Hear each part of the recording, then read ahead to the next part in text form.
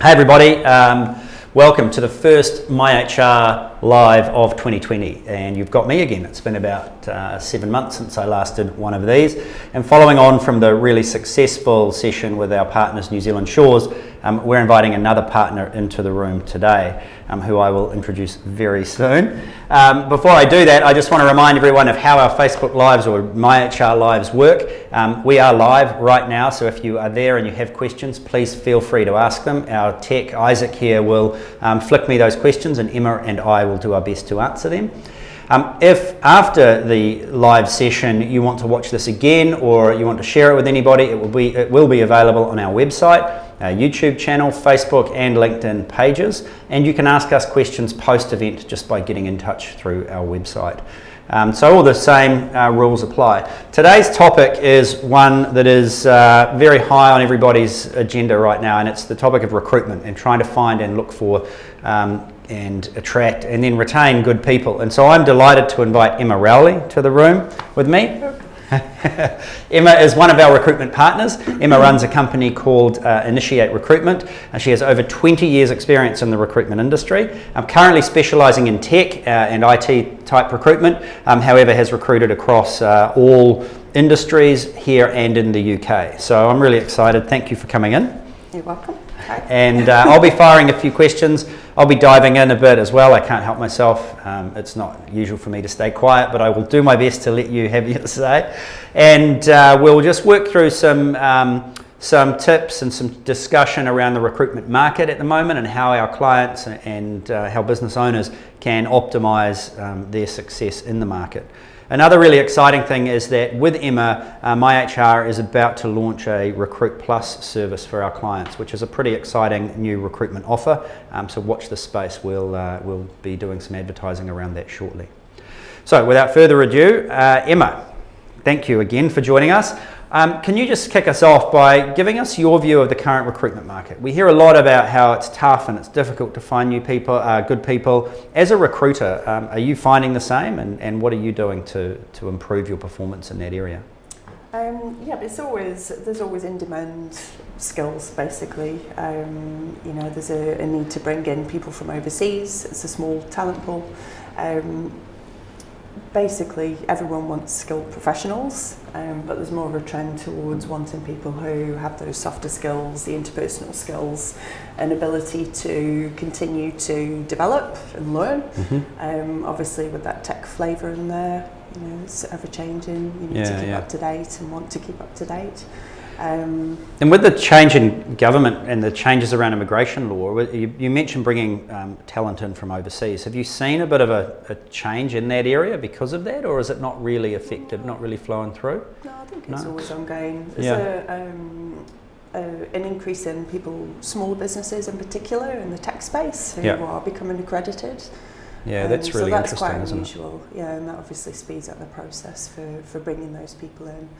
Yeah, immigration accreditation used to sort of be reserved for big businesses. So I guess there we go. There's top tip number one. Consider that, that no longer is the international recruitment market the domain of the larger business that can that gets that immigration accreditation. We're looking, and certainly that's our experience at MyHR. We're seeing a lot of smaller businesses consider that. And then obviously we have some wineries, so you've got your professional, sort of tech professionals who we might import from various countries around the world, but then we've got our the RSE workers, the people that come in on a seasonal basis to pick fruit or get the wineries through harvest or get the orchards through their harvest season. And so they come on those temporary work visas as well. There's definitely an increase in the agile rather than contingent workforce. So having that combination of people who are the specialists and the generalists who are brought in, being able to bring in people on top dollar from wherever for a short period and upskill the rest of the team. So that's quite a change as well. Yeah. Okay. So what about some trends and pain points that you're seeing out there? So that, both with your clients and what you're hearing within the industry? Yeah, I think it's becoming more and more apparent that companies need to have some kind of workforce planning in place, get more strategic, look at hiring people on potential, so not just sort of having a narrow box of skills, the old skills list that needs to have everything ticked off. So having the where could this person go within the business, what opportunities to grow do they have, and that then links in with the retention strategy as well. So obviously stuff like that though, it needs time and ideas and knowledge. So it's having that balance as to not just hiring on a need, but trying to hire around that potential. Yeah, as well. magic. Oh, there you go. So that's what I'd call then top tip number 2 from Emma, and that is around that workforce planning piece. And this is certainly something we talk about a lot to our clients. It's another one of those things, a bit like the international worker piece, that workforce planning and succession planning and talent management, well, these were often terms associated with big businesses with in-house HR teams. But you're absolutely right. Now, businesses of all sizes need to be thinking about their workforce planning. And what you were saying there about recruiting in advance and prepping for the need that is coming, not just the need you have today, is gold. I mean, growth businesses have to factor in recruitment as part of their growth strategy, because as they grow and as revenue increases and customers increase, they need more people to service those customers. As for the churn or the replacement piece, what I often say is the best way to have to recruit a replacement is not to have to actually recruit a replacement. And so that comes down to retaining your good people. So what retention strategies do you have in place? How are you treating your team, and are they sticking with you? And then good workforce planning will put you miles ahead of your competitors when you're in the market. And I think you're absolutely right. This is something that all businesses of all sizes can engage in. So, thanks. Anything else? Any pain points? Anything you're seeing is really hurting business at the moment? I guess it's how to differentiate from competition. There are very, very in-demand skills that are very short in the market. And it's then gets into a dollar race a lot of the time, so it's finding different ways. So it's really becoming more important to build a good company brand, but also to make that a true brand representation, not to bring people in to identify those points of difference, but also the positive and the negative ones. So they don't sort of come in expecting X, Y, Z, and the reality bites, and then you back to the retention cycle. So just finding different ways that they can position themselves, looking at different ways to incentivize people. So linking with what we've said before, there's obviously the training piece, the growth piece, where they can move through to. So that's quite a key one. That dollar race thing is really interesting, because we talk a lot about, with our clients also, as you were saying, building a place that people want to work, providing training and development and a career path. And people can get quite cynical about some of those things when it just comes down to the idea of a dollar race. But in your experience, do you see candidates who will choose a lower dollar amount, within reason, obviously not 50% less, but in a few grand here or there, will take a lower dollar amount for a better job in an industry that they prefer, or is the dollar still king? It's hard to say, because everyone looking for work, if they're employed, has a different reason for it. It could be somebody who's buying a house for the first time and they need more money. It could be someone starting a family. It could be a new migrant and they're used to earning a lot less, so they'll go for the lower dollar. But it's certainly something, the learning side of things and the growth side of things, and seeing a future and being able to be loyal to an employer, that's certainly something. That's one of the key reasons that you see people moving if they're not happy with where they work, and if there's nowhere for them to grow or nowhere for them to evolve to. It doesn't always link with the money side. It's usually personal reasons, those key financial drivers that require the money.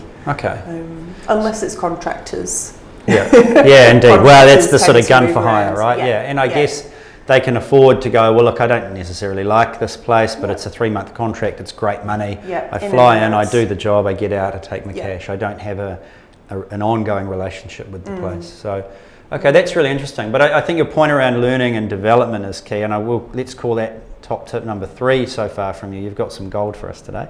But this idea of career development is key. And again, it's one of these things that is often associated with larger businesses, and you go on and become a manager, but it applies to all industries. You know, we talk to our hospo clients about that ability for your casual wait staff or bar staff to grow and become eventually general managers of sites and run an operation for you. In the trades, you know, taking your gateway students through to their apprenticeship and then getting them to a point where they can supervise a whole job. And that all of these career progression opportunities exist. They're not exclusive to a corporate. They're in trades, they're in hospo, they're in small businesses, small tech companies, growing tech companies. So I think if you can offer and pitch some sort of career development and training to your people, then I mean that is gold, you know. And then from the higher end of that, you've got, you know, the need for people to continue to grow. They're not necessarily going to go on a course to do that. Yes. You know, you need to identify your mentors, the people who can actually upskill the people Yep. who want to learn. And it could be, you know, peers. It doesn't need to be large companies with lots of different layers. It could be different levels, different departments, you know, rotating the staff, so then you've not got isolated skills and teams and things like that. So there's lots of opportunity to have that flexibility.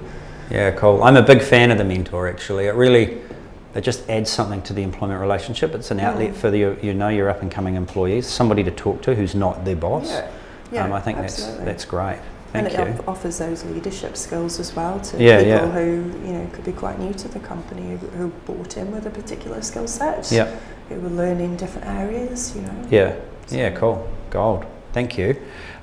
So then what about disruption in the recruitment space? You know, there's so much new tech in market. There's so many new ways to kind of recruit and engage. And is the traditional recruiter model still valid? And what other disruptions are happening out there from your point of view? Well, a big thing's automation. That's been around for a while. The key thing for 2020 onwards is really AI, so artificial intelligence. They have things out there that do facial expression analysis and interviews. So the trend is obviously to use social media now, to use videos and things like that. You know, so can I appoint a robot to recruit all of my future staff, do you think? You can automate it. I can automate it, right. Yeah, you've still got to have that human touch. So I guess it's that challenge of there are so many options out there, and a lot of them are quite cheap or free in certain areas. So it's just balancing how much AI is used, even to smaller businesses. You know, we can automate this whole process for you, and it's potentially a free app. But it's that whole candidate engagement. You know, you want people to continue to talk well about your brand, even if they didn't get the job. Yeah, indeed. And then the follow through, just making sure there's that human touch. They're going to be employed by somebody, even if they work remotely. They're going to have a manager. They're going to have clients. It's not just internal; it's the client side. So. Yeah, just balancing out the AI with the human touch, that will be a big challenge. Yeah, cool. I think that I'm so calling that top tip number 4, because we talk about this a lot. Like, and obviously we're a technology company, so we're massive advocates of automation and use of technology. But it needs to be balanced with that human connection, you know. And I'm an old guy, so I think back to an early experience with an applicant tracking system back when I was applying for jobs with a large corporate, and I had about three jobs I was looking at, and the one that just didn't really allow me to get past this particular applicant tracking system, that was clunky and horrible, I just gave up. The 2 that just allowed me to kind of drop them an email and go, "Hi, I'm interested in your job," and they picked up the phone and said, "Come down for a coffee, let's establish some interest," and immediate human connection. And then I had 2 job offers, you know, and I got caught by technology. I got stopped by technology, and I don't think this corporate has had any idea how many candidates were potentially just not getting past the gate. And so the balance is there. Tech is wonderful for automation of administration and mundane tasks, for improvements in compliance, for speed of response around things where there is just, you know, bulk admin that needs to happen. AI is incredible in terms of the ability it has now to think a bit beyond just sending automated replies. But there is always a point where human-to-human contact is going to be needed, I think. So I'm glad you've picked that up. Any other disruptors you're seeing, or you think you're calling AI the big one? Yeah, AI is the big one. There's a lot of talk about data and insights and things like that, but that's always been around. Predictive analytics and that sort of thing. Yeah. Yes, indeed. There's always there's always a need to know the time to hire. So all the metrics that go around hiring a person and why, and obviously then once they're hired, their retention and so on. So cool. Okay, we'll just before we sort of wrap up, just dive into now some top tips maybe for recruitment for your people. Some, I guess things to do, things not to do in all of your experience that the type of businesses in New Zealand could benefit from, and what to avoid, what to do, what you think works, that kind of thing. Okay, I think a key thing that people forget is having that clarity as to what they need or what they don't need. Form a really firm ball of requirement. What are you missing in your team? But also to have that grey area around what could be, not to set out a list of 10 essential skills that all must be ticked, but maybe 5 to 7 of those ideas. Remember that they're going to fit within your business as well. So you've got to, once you've figured out what you actually need, how you're then going to move it around so you attract the right person. On time. What you do, a plan as to what the company's about. That's probably important also before you go out to market. More and more important, find reasons that people will want to come and apply for your job. Otherwise, they won't. Why they want to work for you, what the big attracting factors are. And really just to be honest, outline the benefits, absolutely, but don't tell stories about what you can and can't offer to them, because it's going to be pretty clear when they start on day one. So then and I think that's magic, because there's this tendency to kind of reactive recruit, and so we've got a vacancy, we go out and we'll replace the person that left, and it's kind of like for like, and we get halfway through the recruitment process and we sort of realise that the candidates aren't quite fitting, and then what we realise is that in fact it's not the candidate's fault, it's the fact that we've gone to market for a job that wasn't really the job we need. The job that person had done for the last 5 years has evolved, and so your point around planning and thinking before you even get to market is clear. But then not overdoing that. This idea of the perfect candidate, that 110% fit is just your essential list obviously has to be there, but then there is that grey around additional skills, supplementary attributes and skills that are nice to have, but not essential. Tell me what you think about the interview, because interviews, we all do interviews. Job interviews are like the number one. Yet the data or the articles and the blogs and the various opinions on interviews will tell us that interviews are a terrible way to select people and determine whether or not they can do a job and or kind of fit into a team. Yet we all still do it, and I feel like I get value from doing job interviews. So, do you have an opinion on that? I think it's.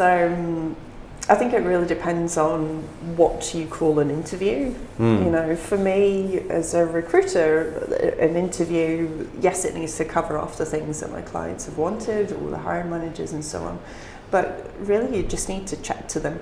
I always try and get people to relax as much as possible, bit of banter, get to know them a bit, because then they're going to relax and show the true personality, So even everyone's going to be nervous in an interview situation, even if you've done a million interviews, there's just the element of what they're going to ask me. Maybe I won't know the answer, but I think it's just trying to find the true person, because that's what you're going to have working for you. I like that. The key. Try to find the true person. Yeah, that's gold too. So that's where are we up to? Is that top tip number 5? Because you're right, and what we try to encourage our clients to do when we talk about this is, the interview is important, and it might statistically have this kind of low rate of success, but it's part of an overall recruitment process. You'll supplement it with a bit of a reference check. There might be some competency testing if that works for the job that you're looking at. There might be psychometric testing if that's relevant or not. And the interview is part of the whole picture, not the only thing. And I agree, if you do it right, That piece around getting people to relax is key, you know, and then they behave more like, you know, themselves.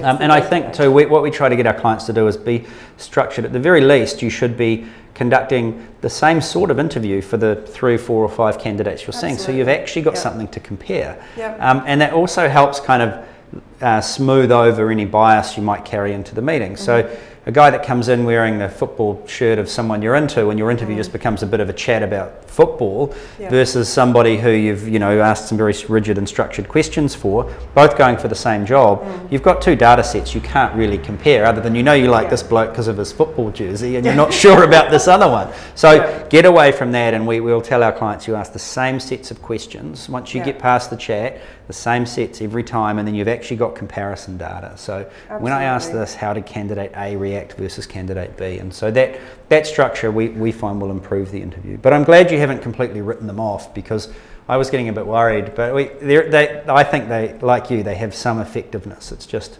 you know, in context, I guess. And interviews obviously are going to change. You know, we've got the global true remote working coming into force. So, you know, people are going to be interviewed without that traditional handshake. You know, it's the video interview, or the, you know, So, cool. Awesome. Well, thank you. I mean, one of the things we also talk about with our clients when with this market, and I think it fits nicely into what you've said around planning and being aware of vacancies maybe before they happen, and having an overview of your business's direction and what your needs are. We talk often about adopting the recruitment mindset, and it's this idea that you're actually constantly in the market, in this market. People will turn over now in jobs far more frequently than they normally would have, and it's not always a reflection of your organisation. It's just a mobile workforce. And so, you know, keep an eye out. I say if you've interviewed 3 people and you've hired one, but candidate number 2 that didn't quite make it was a great person and could have got the job, the first thing you want to do is send them a LinkedIn, connect with them and stay in touch. You have an opportunity then to reconnect at a later stage. And, you know, so at a professional level, there are lots and lots of ways you can network and find people. But equally, again, going through, you know, if you're in a service industry and you go into a shop or a cafe and you get great service, hand them your card, you know, offer them a job. It's if you're always on the hunt for good people, I find it makes that process of recruitment so much easier. Yeah, definitely. So, cool. All right, Isaac, do we have any questions through? No, good. See, we've covered everything, that's why. So look, we're going to wrap that, but thank you all for joining us, and thanks to you if you're watching after the event. As I said at the start, please do get in touch if you have any questions. Watch this space for the new MyHR Recruitment Plus service. And Emma, thank you so much for coming in. I've really enjoyed it. I hope you've enjoyed it too. Absolutely. All right, and we'll see you around. Okay, bye everyone. Bye.